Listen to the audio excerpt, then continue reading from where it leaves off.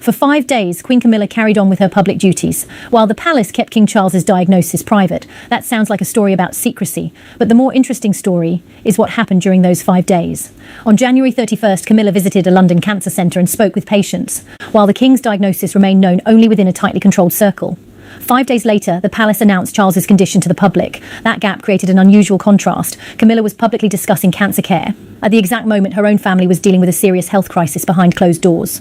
And yet, there was no dramatic announcement from the engagement itself, no visible attempt to turn the visit into a royal spectacle. She simply continued the engagement. That detail matters, because modern royal communications operate under a difficult contradiction. The public expects transparency from an institution that has historically relied on privacy. The palace has to protect personal medical information, while also maintaining enough openness to reassure the public that the institution remains stable. That is why the timing of a disclosure can become almost as important as the disclosure itself.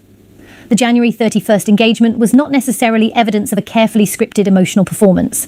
It was something more complicated. A working royal continued an official duty, while a major private crisis was unfolding inside her family. Only afterwards did the public learn what was happening behind the scenes. And that changed the way the earlier images were interpreted. What looked like an ordinary visit to a cancer centre suddenly carried an entirely different emotional context. This is one of the strange consequences of royal privacy. The less the public knows at the moment an image is taken, the more powerful that image can become once the missing context is revealed.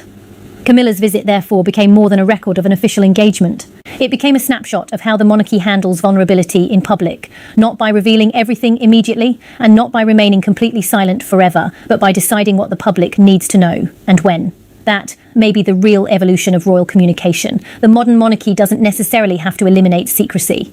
It has to manage the moment when secrecy ends, because once the missing information is revealed, even an ordinary photograph can suddenly tell a completely different story.